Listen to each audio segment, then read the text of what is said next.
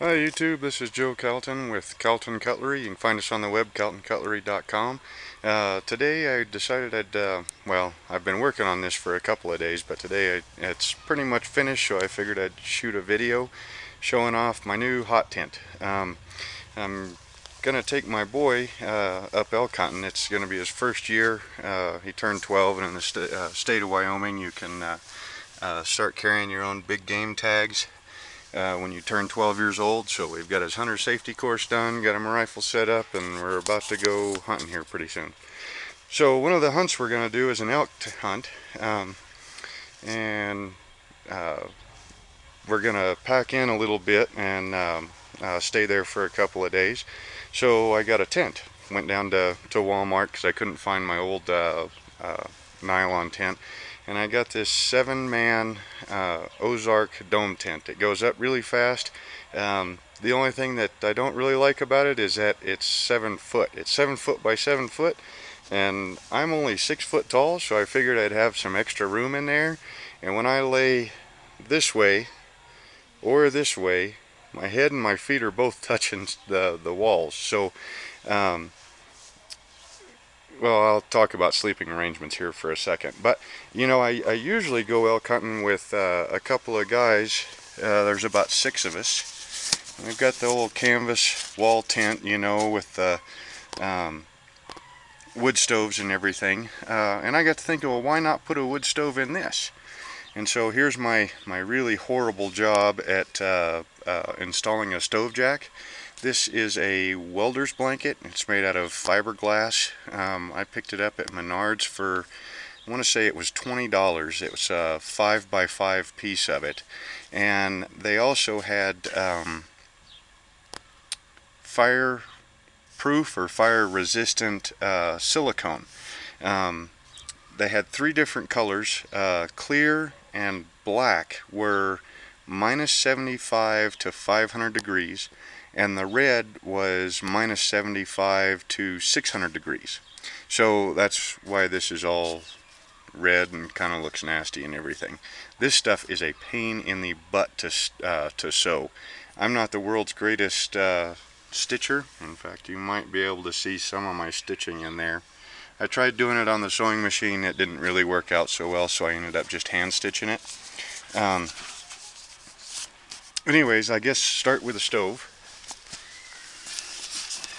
I got on YouTube and started looking around at all the different stove designs. This tent does have a floor. Like I said, this was a real cheap, you know, Ozark 7 foot by 7 foot tent. I think it was 30 bucks. It weighs, I want to say 5 or 6 pounds or so with the carry sack. And it being such a small tent, 7 foot by 7 foot, and I want to say that's about a, I don't know, maybe a 40 or a 42 inch center height. So it's such a small tent to heat, and you know, I'm not looking at taking this out when it's, you know, 20 below outside. You know, just something to knock off the chill was what I was thinking. So I got to looking at all the designs on YouTube, and there was the ammo can stove. So I went in my junk piles to go get an ammo can, and I came up with this right here, the denatured alcohol can. I believe these cans hold a gallon. Same can holds denatured alcohol, WD-40, xylene, mineral spirits. You know, these cans are pretty much everywhere. I saw that can and I thought, well, heck, that should be an awful lot lighter, and it was free, so why not go ahead and use it? So basically what I did was I cut a 3-inch hole in the top right here. Ended up just using a razor, you know, a box cutter type knife, because this stuff cuts pretty easy. And then for the door, I cut a square hole in the bottom right here. The seam on this can, I think, runs over here, and it runs top to bottom. And then just had a little piece of sheet metal, pop riveted it to, you know, a hinge that was in the drawer. And so you got a swing opening door open and close door. This air regulator was an empty tin of I want to say Daisy pellets, and you can see it just rotates open and close to regulate your intake airflow. The base is a cookie sheet, and it's got this piece of aluminum here, and then this piece, and it just sits on the little flange and then gets bolted down so that the stove body doesn't move around a whole lot. I wanted to have the can there, or the cookie sheet, to you know, kind of dissipate the heat from the bottom. More surface area would dissipate the heat an awful lot faster, getting it away from the can so that the can didn't overheat since it's such light material. And then also I figured that it would help to catch, you know, embers, ashes, all that kind of stuff, and it seemed to be working pretty good. Then I got the idea, I made a stand that just had wire legs, and I didn't really care for that because it could punch through the floor of the tent. So then I got to looking around the shop, and I found a cake pan. I think it's a 7 by 9 inch cake pan, and just drilled a couple of holes and put some screws into it so that it doesn't shift around. Then I got the idea, we're going to have to see how this is going to work, but you know, you would carry this whole thing, you know, broken down and everything, in a sack, carry it up on your back or on a game cart or whatever. And then when you got there, these stoves, you know, with such light metal, they heat up really fast and they lose the heat really fast. But you don't want to add mass and add weight, you know, stuff that you would have to carry, you know, to help with a little bit more even heat. So with the cake pan underneath, the idea that I'm going to try when we take this out into the hills and actually try it out is put the cake pan down and then fill it with sand, small rocks, pebbles, you know, anything like that. Then put the cookie sheet down on top of it. Then bolt the stove body to it. Put the chimney and the, you know, the 3-inch elbow in the chimney. Put that on there, and then also take some maybe fist-sized rocks and stick them around on the warming shelf. The idea being that, you know, this thing puts out so much heat, especially for a space this small, that there's extra heat. So those rocks being real close to the stove would absorb the heat while the stove's running, and then when the stove died down, then those rocks would, and the sand in the bottom would start radiating that heat back out onto the tent. You know, it might work, it might not. I can see it both ways. The stove sits on a square of that fiberglass welding blanket to protect the floor of the tent. I do have a piece of, there was a leftover piece of the aluminum flashing, so I just made a reflector for it, so it'll want to reflect all that heat back into the tent instead of it just sitting there in the corner. The Flue, or the dampener inside the Flue, this is just, it's the other end of the other half of the pellet tin, with holes punched through the sides, and then just this 1/8 inch rod pushed through it and then wired to it. Now, when I put that dampener in there, I went ahead, and the dampener is not a close fit inside the pipe. There's about a 1/2 inch gap all the way around that dampener. Then I punched a couple of small holes through the dampener. The idea being is that I don't want this thing to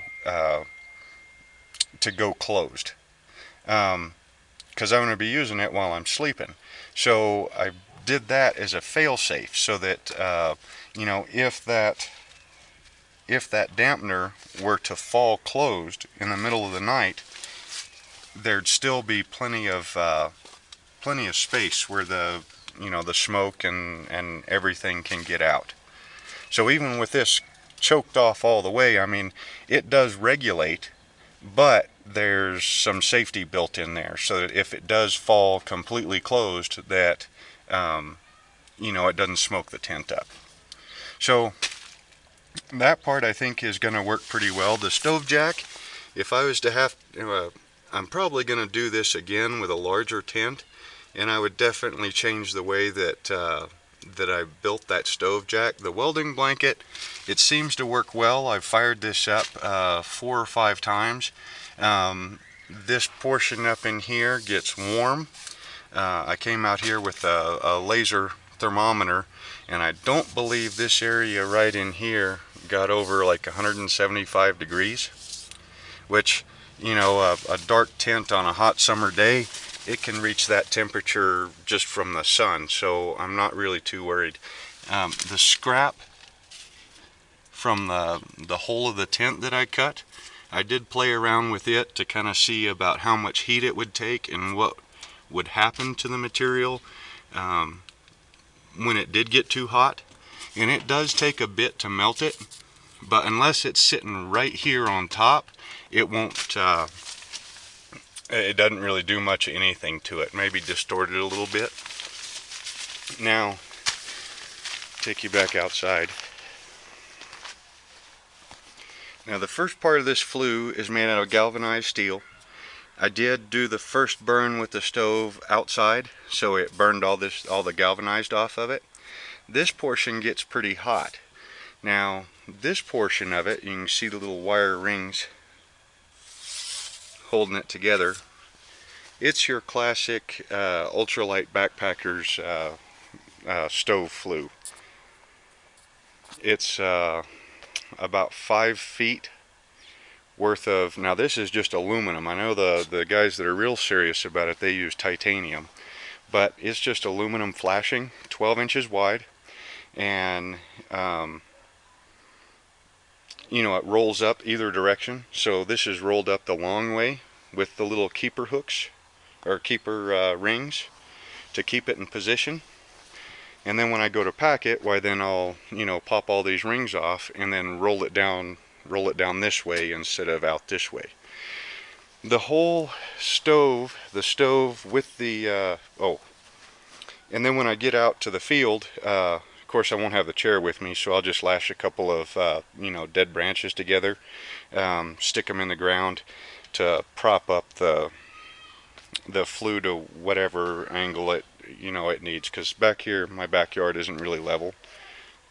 The stove with the flue and the cookie sheet and the cake pan, with the 3-inch elbow, everything together weighs about 5 pounds. I wasn't really going for ultra light. It just kind of seemed that everything that I grabbed to put it together, I just kind of leaned on the lighter side of everything. If I was to make this, I don't know how I would change it if I was trying to go ultra light. I mean, I know when we take this up, we're going to be loading it and the tent and the sleeping bags and everything on a game cart. So, weight's kind of an issue, but, I'm not counting ounces. And, for the amount of cost, I mean, this stove, now I do have pretty big junk piles, but I want to say I have about, maybe $50 into this stove. The welding blanket was $20. The elbow and the first piece of flue I had in my junk piles. The denatured alcohol can, I just couldn't bring myself to throw that can away. I mean, it was, you can make all sorts of things out of those cans. So, but I think if you had to buy a whole new can, I think you can get something in that size for $7 or $10 a gallon. The cookie sheets, again, those were out of my scrap piles. I can't imagine that they would cost you very much if you went and got them at the flea market.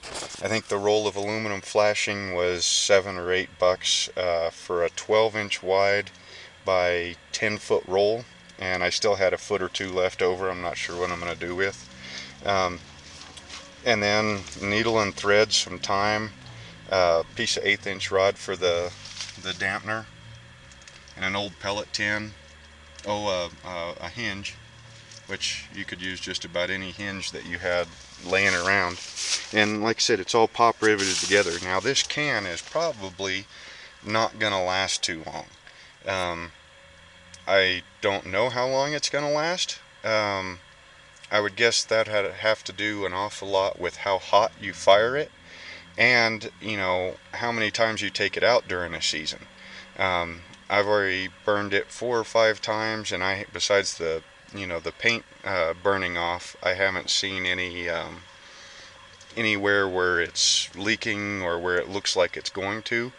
But really, I mean, that can should be the only part that gets used up every time that you use it.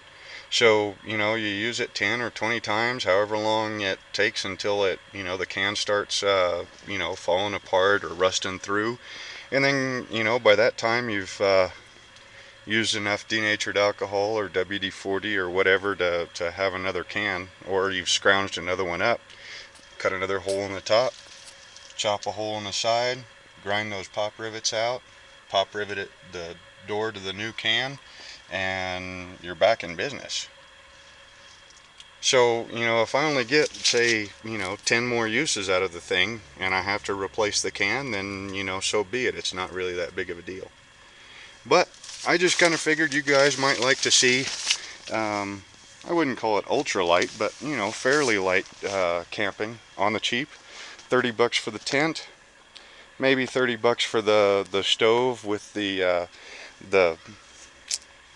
stove jack and the welder's blanket for the bottom. Plus I've got enough of that welder's blanket to do an entire another setup, at least one more, including some scrap that I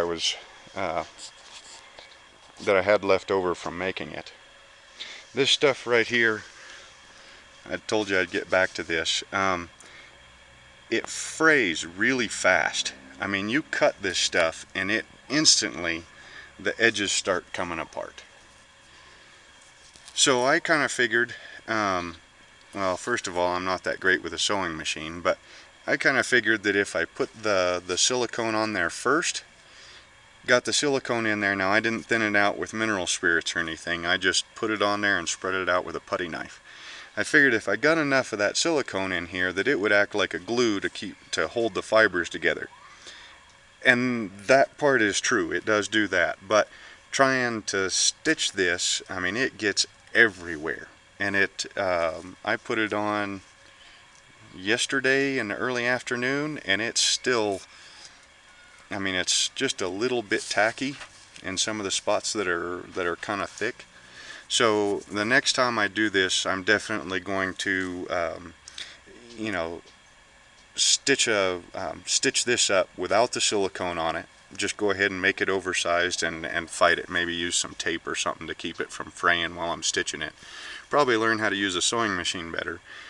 And then stitch this to Velcro, and then stitch Velcro to the tent, and then put it together. Because also trying to get all of this up underneath the thing on my sewing machine wasn't really helping a whole lot either. It's either that or get one of those little handheld mini stitchers. And this, everybody it seems have got these little flaps. It doesn't rain a whole lot here, so I'm not really sure. I know in our canvas tent setup, we don't have a cover like this. It just sits open like that. And even when it snows, we don't normally have a problem with anything coming in, because if it does come in, it hits the hot stove pipe and gets evaporated. And in that corner of the tent, it's not like you're storing anything on that corner of the tent that you need to keep particularly dry anyway. But anyway, yeah, about 10 pounds or so for the whole setup, and about $60.